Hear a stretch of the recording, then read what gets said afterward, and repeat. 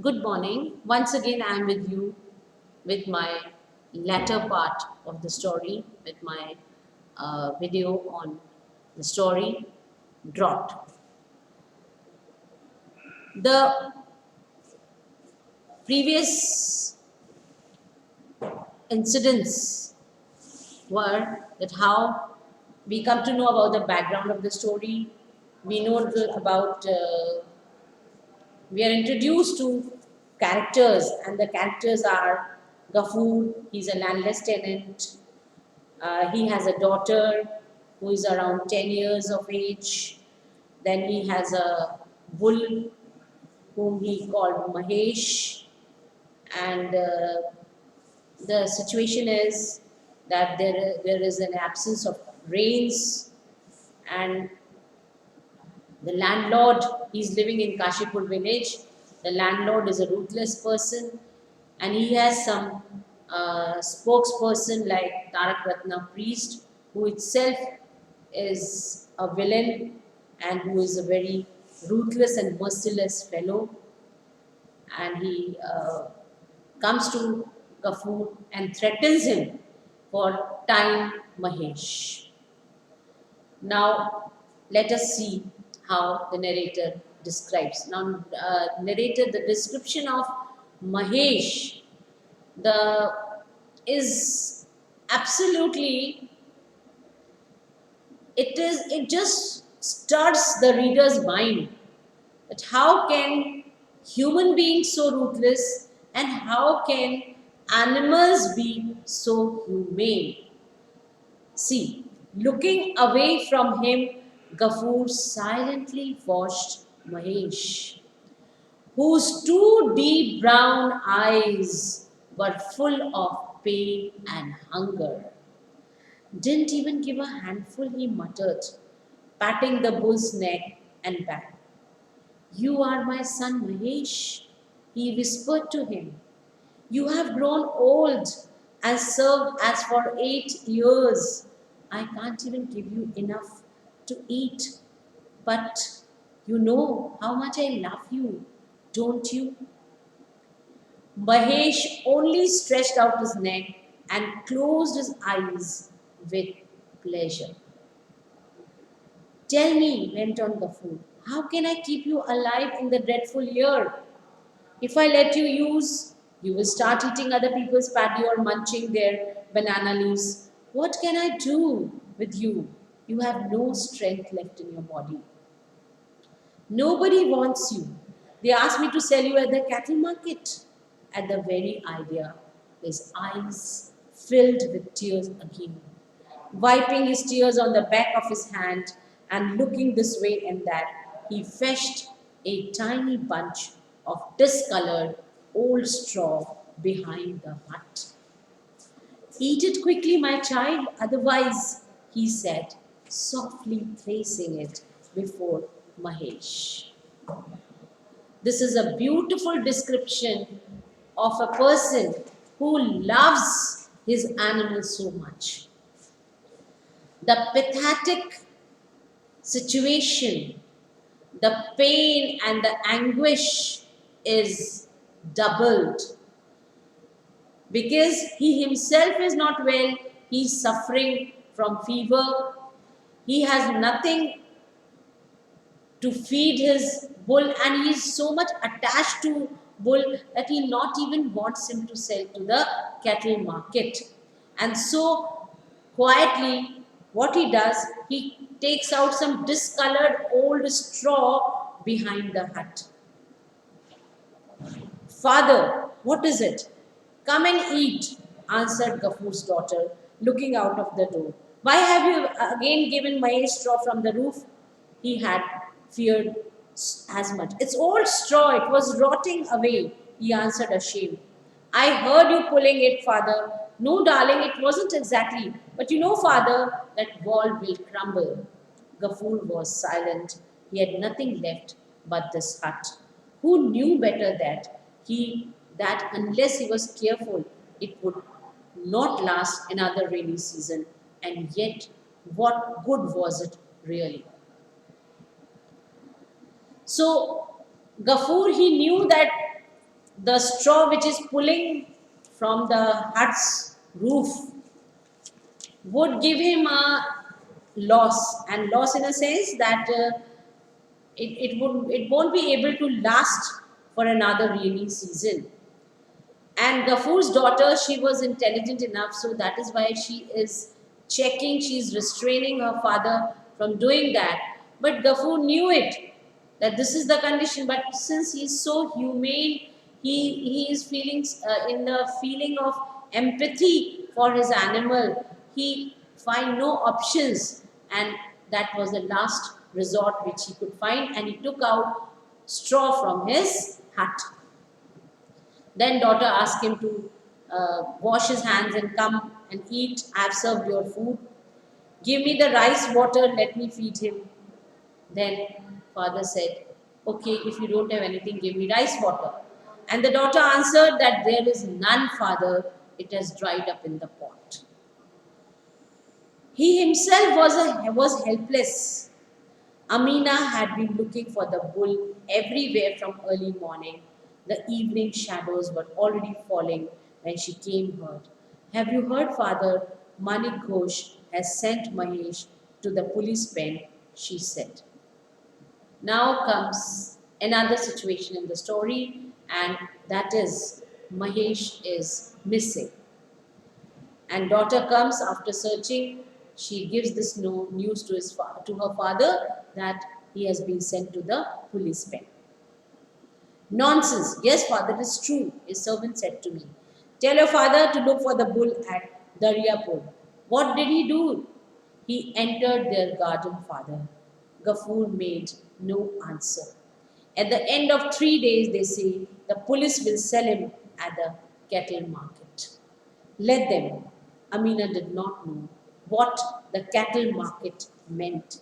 She had often noticed her father grew restless whenever it was mentioned in connection with Mahesh. But today he went out without saying another word. Under the cover of night, Gafur secretly came round to Banshi's shop. Uncle, you'll have to lend me a rupee, putting down a brass plate under the seat. Banshi was well acquainted with this object. In the last 2 years, he had lent a rupee at least 5 times on this security. He made no objection today either, and next morning, Mahesh was seen at his usual place again. So we come to know that Mahesh, he was sent to the police pen, and after uh, giving his brass plate as a security to a person close by, he gets 1 rupee, and out of that rupee, he pays the penalty for it. And next morning, Mahesh was again with Gafur. Then, then comes another situation when Gafur finally thinks of selling him to cattle market. And then this is also beautifully described by the narrator that there comes a man, he examines,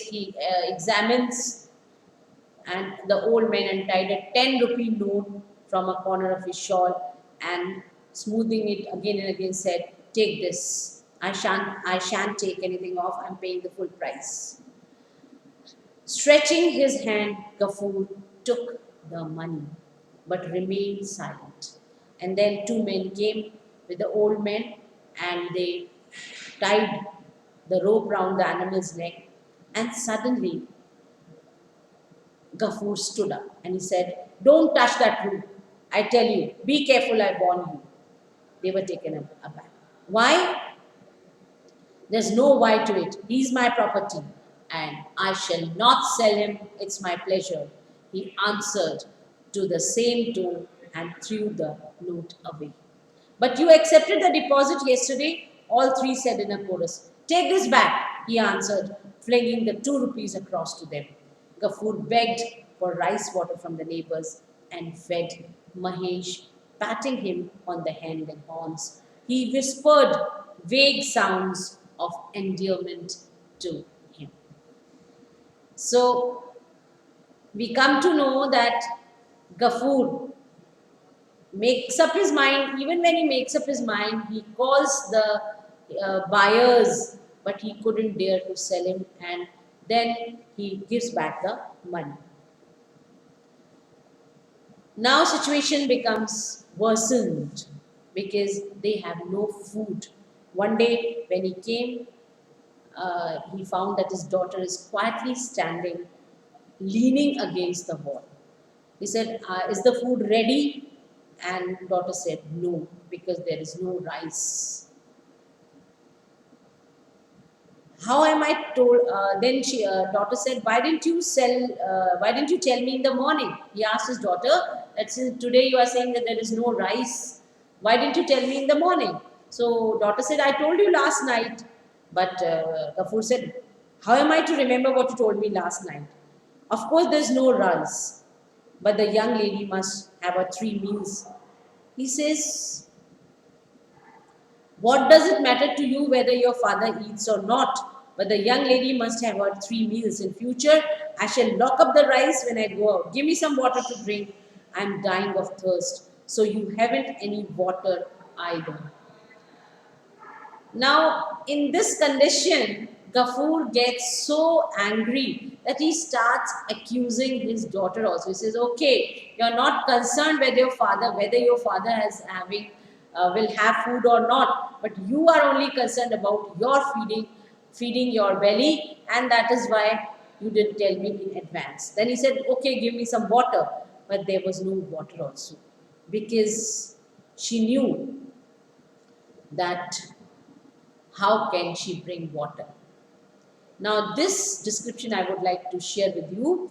Amina remained standing with bowed head as before, realizing that there was not even a drop of water in the house.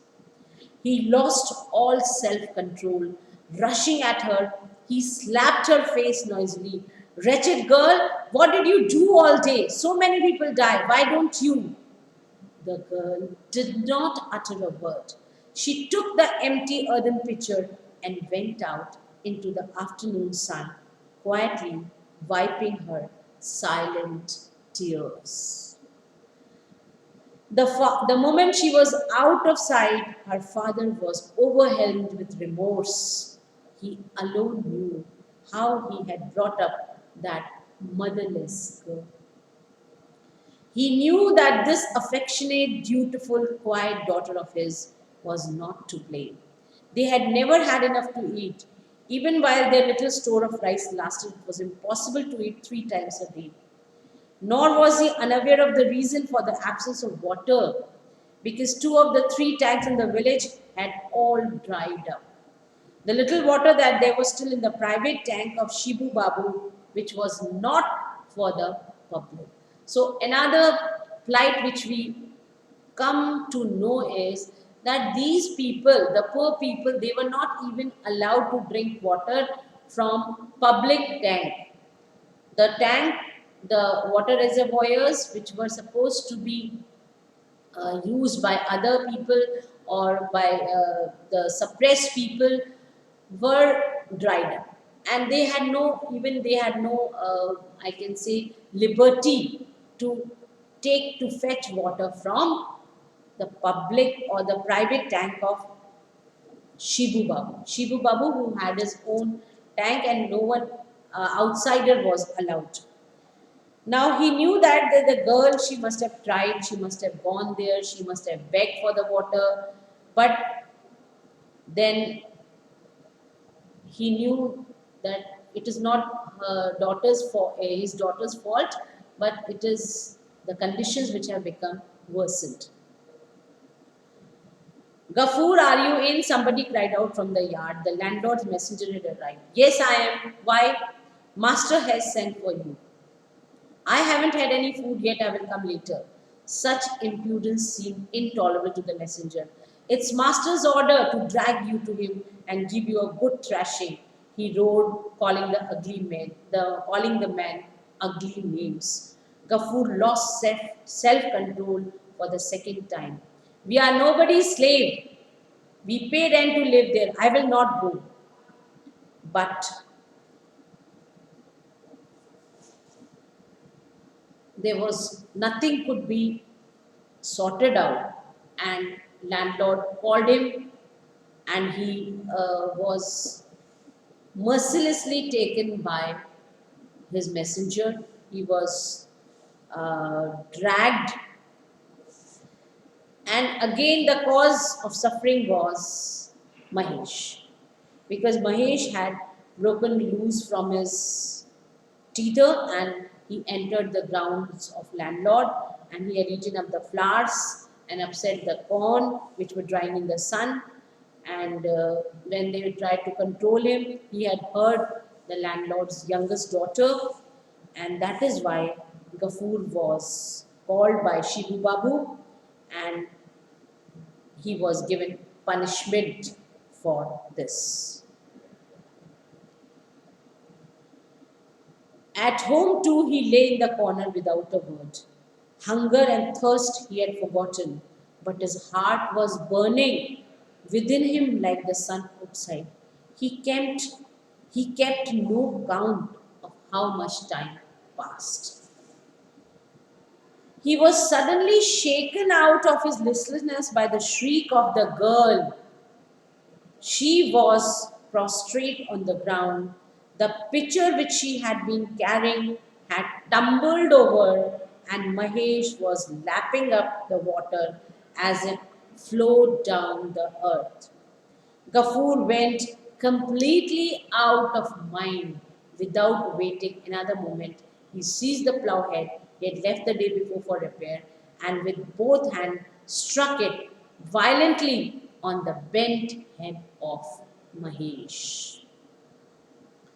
Now, this is the climax, and the climax is that he was hungry, he was thirsty, he had no water, no food to eat, and then he was ruthlessly beaten by landlord, and the reason was Mahesh. The extreme situation came when Amina somehow managed to bring a pitcher of water, and as she came, Mahesh hit her. She was prostrate on the ground. The pitcher had tumbled over, and water was lapping up. Who was Mahesh was quickly lapping up the water, because we can understand that Mahesh also was thirsty. He was not only hungry, he was thirsty, and so he hit Amina also out of that. And this was the situation in which Gafoor lost his self control, and he, with both hands, he struck it violently on the bent head of Mahesh, and Mahesh attempted to raise his head, but immediately his starving, lean body sank to the ground. Few drops of blood from his ears rolled down.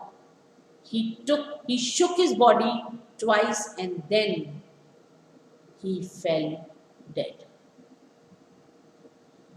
What have you done, father? Our Mahesh is dead. Amina burst out, weeping.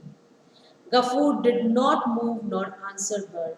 He remained staring without blinking at a pair of motionless, beady black eyes. So you can understand that these eyes were of Mahesh, who was lying dead. Then the all circumstances, all conditions which were expected, and the expected conditions were that landlord, the neighbors informed the landlord. Tarak Ratna was asked for advice because he was a priest, and then they had to impose penalty on Gafoor because they thought that it is he should be he should be penalized for killing of a sacred animal. And then all that happened, and Ghaffur made no reply to these remarks but remained squatting with his chin resting on his knees. So we can understand that how helpless he was. Uh, he was almost dead in a sense that he had no, he couldn't even make any motions. He was sitting quietly in a stage where he had no other option. And the last option to which they resorted was that they find it. He was so numbed with grief, and he said that he would be expected to do penance for killing a sacred animal. He left Kashipur, and then he said, Allah, raising his face towards the star spangled black sky. Punish me as much as you like. Mahesh died with thirst on his lips. Nobody left even the tiniest bit of land for him to feed on. Please never forgive the landlord for his sin, who never let me eat the grass nor drink the water you have given. They set out for the jute mill, that they have to leave, and they abandoned their village. There means Ghaffur and his daughter. But before leaving, the concluding statements, they are powerful expression of a man in plight. And he said, Allah, forgive me for my sins, but please do not forgive these cruel landlords who forced me to do all this. And because of them, Mahesh had to lose his life. So I'm going, please take care of their sins and give them the punishment for what they have done in their life. Thank you so much.